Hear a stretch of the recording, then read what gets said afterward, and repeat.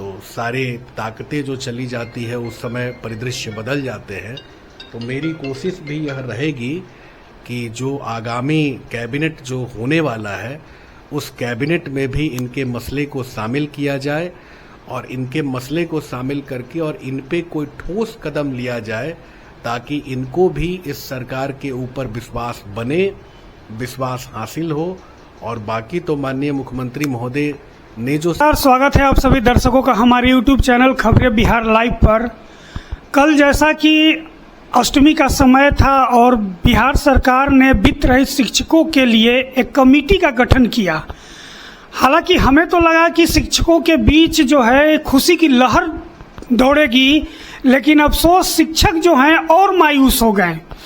हम इसी सिलसिला में आज बात करेंगे आनंद पुष्कर सर से, और हमारे बीच हैं कुछ वित्त रहित शिक्षक जो छपरा और सारण क्षेत्र से आए हुए हैं आनंद पुष्कर सर से मिलने के लिए।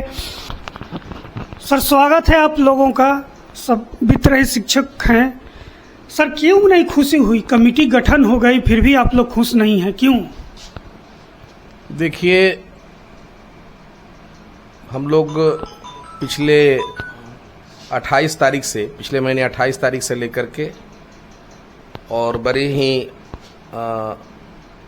शिक्षक होने के नाते अपने गांधीवादी विचारधारा के अनुसार हम लोगों ने सरकार को ये बताने का प्रयास किया कि सरकार का यह शुरू से ही नारा रहा है कि सबका साथ सबका विकास।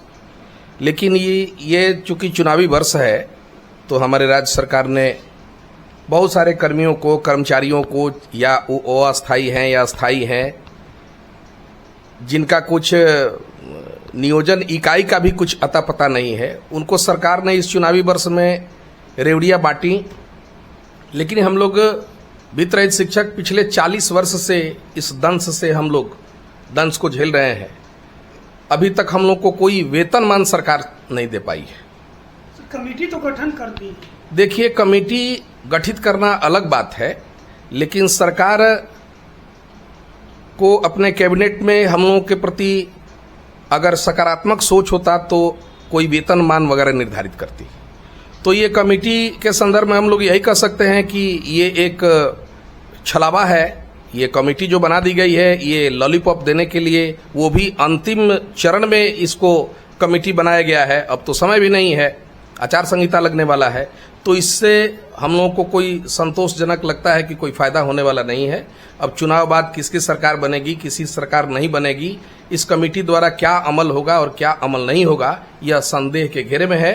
इसलिए हम लोग सरकार के प्रति हम लोगों को बहुत नाराजगी है और हमको लगता है कि वित्त रहित जो शिक्षक हैं वो सरकार के विरुद्ध कुछ न कुछ निर्णय लेने के लिए बाध्य हो गए। परिचय सर अपना दीजिए। मैं प्रेम शंकर सिंह, सारण से मैं आता हूँ। सर क्या नाम हुआ आपका? मेरा नाम ब्रजेश कुमार सिंह हुआ और मैं अनुदान नहीं वेतनमान फोरम का रीजनल कोऑर्डिनेटर हूँ सारण प्रक्षेत्र का। सर खासकर आप लोग आनंद पुष्कर सर से मिलने आए हैं छपरा से, क्या खास बात है, क्यों आप लोग कमेटी से खुश नहीं हैं? जी, एक कमेटी बनी है, हमको लटकाने का, भटकाने का और अटकाने का कार्य किया गया है सरकार के द्वारा। लेकिन अभी तक जिनको हमने अपना प्रतिनिधि चुन करके सदन में भेजा है, इस पर इनका कोई बयान नहीं आया है किसी का भी कि ये कमेटी हमारे पक्ष की है कि विपक्ष की है। अभी तक आनंद पुष्कर जी कम से कम प्रयास किए हैं, ये जाकर के मुख्य सचिव जी से और मुख्यमंत्री जी से मिले थे और इनका एक बयान आया था कि ये कमेटी हम लोगों के लिए अच्छी है। तो वही हम लोग मिलने आए हैं इनसे कि हमारे प्रति ये सोचते हैं तो कैसे अच्छी है, और ये तत्काल मिल करके मुख्य सचिव जी से या मुख्यमंत्री जी से इसको कैबिनेट में कुछ ना कुछ डिसीजन दें, तभी हम लोग मानेंगे कि यह कमेटी हमारे पक्ष की है। नहीं तो हमको अटकाने का और भटकाने का, लटकाने का कार्य किया गया है। तो क्या आग्रह करना चाह रहे हैं सर आनंद पुष्कर सर? हम आनंद पुष्कर सर से आग्रह करना चाह रहे हैं कि सर, जैसे आपने मुख्य सचिव से मिला था, मुख्य सचिव से मिल करके हमारी मांग को रखिए, या मुख्यमंत्री जी से मिल करके मांग रखिए कि हमारा जो वेतनमान का है वो कैबिनेट में आवे, कमेटी अपना रिपोर्ट देती रहे।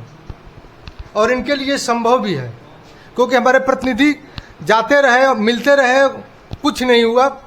लेकिन इन्होंने कम से कम मुख्य सचिव से मिला और हमारी जो बनाई हुई एक डिमांड थी एनबी की कि हम कैलकुलेशन करके दिए थे, उस कैलकुलेशन को वहां तक इन्होंने पहुंचाया है और उस कैलकुलेशन पर कहां तक काम हुआ है इनसे हम ये जानने आए हैं और किस परिप्रेक्ष्य में ये इसको अच्छा देख रहे हैं, तो उसको कैबिनेट में लाएं और हम लोगों के प्रति ये सहानुभूति दिखाएं। सर, कल से आपके व्हाट्सएप ग्रुप पर अनेकों शिक्षक जो हैं वो प्रश्न कर रहे हैं कि ये जो कमेटी बनी हमारे पक्ष में बनी या विपक्ष में बनी, आप भी सबको जवाब दे रहे थे। तो आज आप लोग आए हैं आनंद पुष्कर सर से मिलने के लिए, क्या यहाँ बात हुई सर? देखिए, मैं आपके चैनल को बधाई देना चाहता हूँ। आप हमारे तकलीफ को आप प्रशासन शासन के बीच में रख रहे हैं, इसके लिए मैं आपका शुक्रगुजार हूँ। और आपके चैनल के माध्यम से मैं बताना चाहता हूँ कि आज से नहीं बल्कि जब से राजनीतिक जीवन में आनंद पुष्कर जी आए हैं, अपने पिता के सपनों को साकार करने का भरसक प्रयास कर रहे हैं। और आज जो वस्तु स्थिति है, हमारी सरकार जो है, नीतीश कुमार जी की सरकार जो कैबिनेट के बिना जो एक कमेटी फॉर्म की गई है और हाई प्रोफाइल कमेटी के नाम से इसको प्रचारित किया जा रहा है, तो हम बीत रही शिक्षक को यह गले उतर नहीं रहा है। हम यही जानते हैं कि मुख्यमंत्री जी घोषणा करते हैं और 24 से 72 घंटे में उसका कैबिनेट करते हैं। सीधा भोला भाला हम लोग शिक्षक हैं। अगर आनंद पुष्कर जी हमारे देवता समान हैं, अगर इनके प्रयास से अगर वेतनमान की दिशा में अगर मुख्यमंत्री जी इस कमेटी के संदर्भ में कोई ठोस मुहर मार देते हैं और संकेत दे देते हैं, तो मैं समझता हूं कि बिहार के चुनाव में बीत रहित शिक्षक समाज जो है और जो है सो डबल एनर्जी के साथ काम करेगा। अभी उधेर बुन की जो स्थिति बनी हुई है उससे लोग निकलना चाहेगा लोग। और अभी जो स्थिति है इसमें अंधेरा ही अंधेरा दिखाई दे रहा है, क्योंकि समय नहीं है। और इसीलिए हम लोग आनंद पुष्कर जी के आवास पर आग्रह करने आए हैं कि आप नीतीश जी के सानिध्य में रहते हैं। आपके पिताजी स्वर्गीय केदार बाबू, उनके साथ बहुत दिनों तक शिक्षक जीवन में काम कर चुके हैं। शिक्षक नेता के रूप में नियोजित शिक्षक को भलाई कर चुके हैं, कल्याण कर चुके हैं और सदन में भी वित्त रहित के लिए घाटा अनुदान की बात किया करते थे। यही विधानमंडल के लोन में घाटा अनुदान के लिए तख्ती लेकर के धारणा पर भी बैठ गए थे केदार बाबू के नेतृत्व में सभी विधान परिषद के सदस्य लोग। मैं चाहता हूं कि आज वही फॉर्म आप दिखा दीजिए 24 घंटा से 72 घंटा में। और मैं आनंद पुष्कर जी को हम लोग तहे दिल से शुभकामना देंगे कि आने वाला भविष्य आपका उज्जवल होगा। और इस संदर्भ में कोई संशय नहीं रह जाएगा। और संजोग से तर्कस में सब तीर मौजूद हो गया है। संजोग से चीफ सेक्रेटरी हमारे जो हैं आदरणीय प्रत्यय अमृत जी, इनके बारात में केदार बाबू उनकी शादी में बारात गए हुए थे। केदार बाबू इनके पिताजी, आनंद पुष्कर जी के पिताजी, उनके बाराती गए हुए थे। तो मैं समझता हूं कि उनके सपनों को साकार करने का यह बहुत अच्छा मौका है। और सब स्थिति जब पॉजिटिव हो जाएगा तो हम लोगों को कहीं से भी कोई संशय नहीं रह जाएगा। सारे वित्त रहित परिवार जब तक वेतनमान नहीं होगा तब तक एक ढांढस बंधा जाएगा कि हम लोगों को भविष्य में कुछ मिलने वाला है और वेतनमान निश्चित रूप से मिल जाएगा। इसीलिए मैं पुनः आग्रह करना चाहता हूं अपने आनंद पुष्कर जी से कि मुख्यमंत्री से आप सीधा मुलाकात करें और उसके लिए भरसक प्रयास करें कि एक बार और कम से कम आपकी बात को अगर वो हमारे भगवान सुन लेते हैं तो जरूर कैबिनेट में हम लोग के संदर्भ में कुछ अच्छा संकेत मिल जाएगा। और हम सब परिवार, बीत रहित परिवार खुशी पूर्वक यह दशहरा हम लोग मना रहे हैं और आगे भी दिवाली हम लोग मनाएंगे, छठ भी मनाएंगे और इस सरकार को शुभकामना भी हम लोग देंगे। सर, परिचय दे दीजिए। मेरा नाम सिपाही राय हुआ। मैं सोनपुर का रहने वाला हूँ। श्रीधर बाबा इंटर कॉलेज भेल्दी सारण में मनोविज्ञान का प्राध्यापक हूँ और सारण जिला से बिलोंग करता हूँ। क्या मांग लेकर आए हैं सर आनंद पुष्कर सर? पुष्कर जी से बहुत आशा लेकर आए हैं कि मुख्यमंत्री जी से मिलकर हम लोगों का जो मांग है उसको पूरा करवाएं, और जो समिति बनी है उससे हम लोग थोड़ा भी संतुष्ट नहीं है।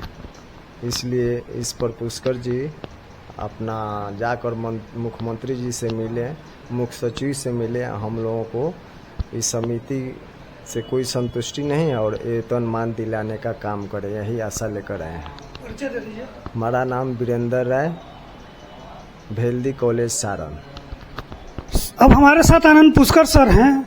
सर, आपको बहुत मानते हैं शिक्षक लोग, जीते हुए एमएलसी के पास न जाकर आपके पास आए हैं संशय मिटाने के लिए। इनको जो है कल जो कमेटी बनी है बिहार सरकार द्वारा, जिसके अध्यक्ष हैं प्रत्यय अमृत साहब, बीत रही शिक्षकों को सर विश्वास नहीं हो रहा है और खुशी भी नहीं मिल रही है। हालांकि कल तो लगा कि लोग खुश हो जाएंगे कि एक कमेटी बन गई है, कुछ सुनी जाएगी, तो इस पर क्या कहना है सर? देखिए, पहले तो आपको बहुत हम धन्यवाद देंगे कि जो वित्त रहित शिक्षक के जो मुद्दे हैं उस मुद्दे को निरंतर अपने चैनल पे आप उठा रहे हैं। जो ये खबरें सरकार तक और सरकार के उच्च स्तरीय पदाधिकारी तक जा रही है और समाज में जा रही है, तो मैं आपके चैनल को धन्यवाद देता हूँ। दूसरी बात, आपने कहा है कि शिक्षक लोग आपसे बहुत प्यार करते हैं, प्रेम करते हैं, तो यह तो मेरे लिए एक बहुत सौभाग्य का विषय है। और मेरे स्वर्गीय पिताजी बराबर मुझे कहते थे कि आपके दो परिवार हैं, एक परिवार वह है जो आपके साथ घर में है और दूसरा परिवार वह शिक्षक समाज है जिसके लिए उनका पूरा जीवन समर्पित रहा है। दूसरी बात मैं आपको बताना चाहता हूं कि मेरी भी यह सोच है और मेरा भी यह संकल्प है कि जो हमारे परिवार के जो सदस्य हैं, सभी शिक्षक लोग जो हमारे परिवार के सदस्य हैं, तो उनके और अधिकार और सम्मान की रक्षा करना मेरा नैतिक दायित्व और कर्तव्य भी बनता है। भले मैं पद पे रहूं या ना रहूं, लेकिन मेरा यह दायित्व है कि उनके कर्तव्यों का, उनकी आवाज़ों को सरकार तक हम लोग पहुंचाने का काम करें। अभी हमारे साथ जितने भी वित्त रहित शिक्षक लोग आए हैं, अपनी समस्याओं को लेके आए, इन लोगों ने मुझे अपने प्रदर्शन में भी बुलाया था। मैं वहां गया था और मैंने देखा कि गांधी जी की प्रतिमा के नीचे शांतिपूर्वक तरीके से सब लोग बैठ के एक आंदोलन कर रहे थे, एक आमरण अनशन कर रहे थे, जहां अपनी मांगों को इन लोग न्याय संगत के साथ रख भी रहे थे। तो मैंने जब देखा और इनकी मांगों को, इनकी समस्याओं को मैंने जब सुना, तो मैं जाके माननीय मुख्यमंत्री महोदय से भी और मुख्य सचिव महोदय को भी मैंने कहा। और माननीय मुख्यमंत्री महोदय की भी एक धारणा है कि जब हम लोग अनुदान की राशि दे रहे हैं तो क्यों नहीं इस अनुदान को वेतनमान में तब्दील किया जाए, ये सोच भी है। और इस पे माननीय मुख्य सचिव ने भी कहा कि मैं भी चाहता हूं कि इनको इनका वेतनमान दिया जाए, लेकिन मूल प्रश्न यह है कि सभी शिक्षकों के अंदर एक भाव उत्पन्न यह हो रहा है कि बिहार अभी चुनाव के परिदृश्य में इंटर करने वाला है। लेकिन एक खुशी की बात एक ये भी है कि जो 30 तारीख को जो सरकार के द्वारा एक समिति बनाई गई है और जिस समिति की अध्यक्षता मुख्य सचिव जी कर रहे हैं, मुख्य सचिव यानी सरकार, और मुख्यमंत्री जी के रिकमेंडेशन पे जो समिति बनी है, तो वो समिति का एक सबसे बड़ा दायित्व तो बनता है कि इनके जो मसले हैं उन मसलों को गंभीरता से विचार करते हुए और यथाशीघ्र जो है उस पर हम लोग कार्रवाई करें। और इनका जो अनुदान की राशि जाती है उसमें वो समिति के रिपोर्ट में भी लिखा है कि वेतन की विसंगति एक विषय, दूसरा विषय लिखा है कि वेतन की विसंगति के साथ ससामयिक अनुदान राशि का भुगतान, और वित्त रहित सहित वित्त सहित भी लिखा हुआ है। यानी कि वैसे संस्थाएं जिनको अनुदान नहीं मिल रही है, वैसे संस्थाएं जिनको अनुदान मिल रही है, वैसे संस्थाएं जिसमें शिक्षकों का वेतनमान तय नहीं है, उनकी वेतन में विसंगति बनी हुई है, वैसे संस्थाएं जहां उनके मापदंड कोई तय नहीं किए गए हैं, तो समेकित रूप से चाहे वो संस्कृत मदरसा हो या वित्तरहित के शिक्षक हो, इनके लिए एक समिति बनाई गई। ये स्वागत योग्य कदम है, इसकी मैं प्रशंसा करता हूं। दूसरी बात है कि हमारे शिक्षकों की एक सबसे बड़ी सोच है और धारणा है। देखिए, इनकी आंदोलन और इनकी लड़ाई कोई नई नहीं है। ये कोई 28 दिन से आंदोलन पर नहीं बैठे हुए हैं। ये वर्षों वर्षों से समझिए कि इनका पेट भूखा है। दूसरी बात है कि समाज के हित के लिए काम कर रहे हैं। आज यह राज्य के वैसे बच्चों को पढ़ाते हैं जो बच्चे सबसे नीचे तबके के होते हैं, जिन बच्चों में यह नहीं है कि उनका परिवार का लोग किसी निजी विद्यालय में 10,000 रुपए, 20,000 रुपए, 12,000 रुपए फीस देके वैसे संस्थानों में पहुंच जाए। ये इस समाज के सबसे नीचे तबके के बच्चों को पढ़ाते हैं, प्रभु वर्ग के बच्चों को पढ़ाते हैं और उनको शिक्षा देके और समाज के निर्माण में, राज्य के निर्माण में अपनी महती भूमिका निभाते हैं। यह बहुत बड़ी स्वागत योग्य कदम है और इनके त्याग और इनके बलिदान को चाहे सरकार जिसकी भी हो उसको भूलना भी नहीं चाहिए। मुझे आज ये लोग बैठे और मुझसे इन लोगों ने कहा है और मेरी भी यह कोशिश है, मैं भी इस बातों के लिए प्रयास करूंगा। मैं मिलूंगा भी, माननीय मुख्यमंत्री महोदय से भी मैं मिलूंगा, मुख्य सचिव महोदय से भी मिलूंगा और मेरी यह कोशिश रहेगी कि यथाशीघ्र जो इन लोगों की लंबित जो मांग है, जो समिति बनाई गई है, उस समिति में जल्द से जल्द निर्णय लिया जाए, फैसला भी लिया जाए और आगामी जो कैबिनेट के जो निर्णय होने वाले हैं, जो बैठकें होने वाली है, क्योंकि मुझे लगता है कि 5 के बाद ये सरकार चली जाएगी चुनाव कराने के लिए भी, तो सारे ताकतें जो चली जाती है उस समय परिदृश्य बदल जाते हैं। तो मेरी कोशिश भी यह रहेगी कि जो आगामी कैबिनेट जो होने वाला है उस कैबिनेट में भी इनके मसले को शामिल किया जाए और इनके मसले को शामिल करके और इन पे कोई ठोस कदम लिया जाए ताकि इनको भी इस सरकार के ऊपर विश्वास बने, विश्वास हासिल हो। और बाकी तो माननीय मुख्यमंत्री महोदय ने जो शिक्षकों के लिए किया है और आगे भी माननीय मुख्यमंत्री महोदय शिक्षकों के लिए करेंगे, इन सभी शिक्षकों का विश्वास माननीय मुख्यमंत्री महोदय के साथ है और रहेगा भी। बस एक कदम सरकार को यह बढ़ानी है कि जो 3 तारीख को जो कैबिनेट की अधिसूचना जो जारी हुई है उसमें इनके मसले को भी शामिल किया जाए। मैं आपके माध्यम से भी सरकार का ध्यान इस ओर आकृष्ट करना चाहता हूं कि कम से कम जो हमारे वित्तरहित के शिक्षक हैं, जिनके मसले हैं कि हमको वेतनमान दिया जाए, यह स्वागत है कि आपने एक समिति बना दिया है, समिति अपनी काम करेगी, लेकिन कहीं ना कहीं गारंटी नीतीश कुमार की रही है और गारंटी ये लोग भी जानते हैं कि नीतीश कुमार जो बोलते हैं नीतीश कुमार वो करते हैं। बस उसकी एक झलक कैबिनेट में इन लोगों को दिख जाए ताकि इन लोगों का भी विश्वास बन जाए और बढ़ चढ़ के सरकार के निर्माण में अपनी भूमिका का और अपने दायित्व का, कर्तव्य का पालन ये लोग करते रहें और जिस तरह से बिहार राज्य के बच्चे को पढ़ा रहे हैं उस बच्चों को पढ़ाते भी रहें, अपने दायित्व का भी निर्वहन करते रहें, शांतिपूर्वक तरीके से अपनी मांग को भी रख रहे हैं और करते भी रहेंगे।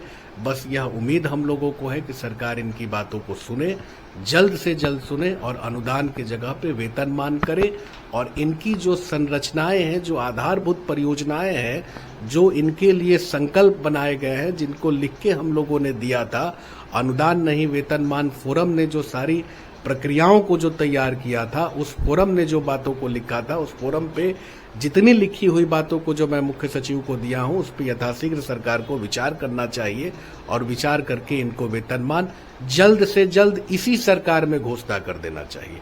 यही मैं चाहता हूं। सर, आप भी तो लगातार प्रयासरत थे सर, आप प्रत्यय अमृत साहब से ही मिले थे, कई बार फेसबुक पर आपका पोस्ट देखे थे हम। आप क्या इस कमेटी से खुश हैं? देखिए, एक बात है, दूसरी बात है कि मेरी जो संवाद हुई तो मुझे एक बात लगा, मैं उनको बहुत पहले से जानता हूं, मुख्य सचिव महोदय से मैं बहुत पहले से वर्षों से जुड़ा रहा हूं। बहुत ही क्रिएटिव और बहुत ही पॉजिटिव इंसान है वो। और बिहार में चाहे सड़कें बनी हो, चाहे लॉ एंड ऑर्डर का निर्माण हुआ हो, चाहे बिजली में जो काम हुआ है, ये सब आप जानते हैं कि प्रत्यय साहब ही उसके अपर मुख्य सचिव थे या स्वास्थ्य विभाग में भी उन्होंने बड़ा काम किया है। तो आशा और उम्मीद उससे ही होता है जो पदाधिकारी बढ़ चढ़ के बिहार में काम करता है। और उनकी अध्यक्षता में एक समिति बनी है। जिस इंसान को कुछ करने की इच्छा शक्ति होती है, चाहते तो ये समिति शिक्षा विभाग की भी बन सकती थी, लेकिन जब उनकी अध्यक्षता में ये समिति बनी हुई है तो मैं तो बिल्कुल आश्वस्त हूं और मैं बिल्कुल ही उम्मीद के साथ कह सकता हूं कि सकारात्मक सोच उनका पूर्व का भी रहा है, आगे भी रहेगा। और उनके अंदर एक करने की एक भावना है, वो चाहते हैं कि मैं जो है कि इन शिक्षकों को वित्त रहित से खत्म करके और अनुदान का प्रोविजंस भी करूं। और माननीय मुख्यमंत्री महोदय की भी संकल्प है, सोच भी है। जल्द से जल्द हम लोग उम्मीद करते हैं कि राशि तो मान लीजिए सरकार के द्वारा दी ही जा रही है, लेकिन वह राशि को देने का एक तरीका बदल देना चाहिए ताकि वह राशि शिक्षकों के जेब में सीधे चला जाए, एक वेतन स्वरूप बन के चला जाए, क्योंकि इनका जो पारिश्रमिक शुल्क है वो पारिश्रमिक शुल्क इनके खाते में जाना चाहिए। धन्यवाद सर। तो आपने सुना आनंद पुष्कर सर को, हालांकि लगातार ये प्रयासरत थे और कल कमेटी बनी है। क्यों आप विश्वास नहीं हो रहा है आपको कि ये कमेटी छलावा साबित हो जाएगी? इस तरह की हम लोग कमेटी बहुत देख चुके हैं, जगतानंद कमेटी, कौन कमेटी, तो इसी तरह से इतना कमेटी हम लोग झेल चुके हैं कि ये कमेटी अब विश्वास के लायक नहीं है। अभी आनंद पुष्कर जी ने कहा, हम इनकी दृढ़ विश्वास से हम लोगों को कहा कि आनंद पुष्कर सर तो भरोसा दिला रहे हैं कि इसमें जब प्रत्यय अमृत हैं, कई IAS हैं इस कमेटी के मेंबर, तो इसमें तो कोई घालमेल नहीं होना चाहिए। कहा जाता है कि दूध का मुंह जला हुआ मट्ठा फूंक के पिया जाता है। तो अब हम लोग विश्वास करते करते बहुत साथी हमारे रिटायर कर गए और बहुत साथी दवा के अभाव में इस दुनिया को छोड़ के चले गए, अपना पैसा सरकार के पास रहते हुए। तो कैसे विश्वास किया जाए? लेकिन अभी आनंद पुष्कर जी ने ये बात कहा कि इस बीच में मैं मिलूंगा मुख्यमंत्री से, और आप लोग के आग्रह पर कि 3 तारीख को जो है, हम आए इसी के लिए, मिलने के लिए आए हैं। तो खैर आनंद सर भी तो कोई पद पर है नहीं, लेकिन वो अपने प्रभाव से आप लोग को भरोसा दिया है कि मैं बात करूंगा, मिलूंगा। तो अब आप लोग खुश हैं? हाँ, हम लोग एकदम खुश है। यदि मिलते हैं तो हम लोग ये वचन देते हैं कि जिस पद पर नहीं है उस पद पर बैठाएंगे। जब बिना पद पर रहते हुए हमारी ये मदद कर सकते हैं तो ये सोच सकते हैं कि जब पद पर जाएंगे तो हमारे लिए क्या कर सकते हैं। चलिए सर, अब दशहरा आप लोग मनाइएगा ना? देखिए, दशहरा तो हम लोग मनाएंगे इस उम्मीद से कि आनंद पुष्कर साहब जो है आज हमारे लिए देव समान है। और मुख्यमंत्री जी से यदि मुलाकात हो गई माता रानी की कृपा से, तो मैं समझता हूं कि केदार बाबा की जो आत्मा है ना, आज भी मुख्यमंत्री निवास में वास करती है। तो जरूर मुख्यमंत्री जी इस पर संज्ञान लेंगे और आने वाली जो कैबिनेट है उसमें वित्त रहित के लिए कोई पॉजिटिव संकेत दिखाई देगा और हम लोग एकदम से आश्वस्त हो जाएंगे बिल्कुल। और दिवाली भी मनाएंगे और छठ भी श्रद्धापूर्वक मनाएंगे।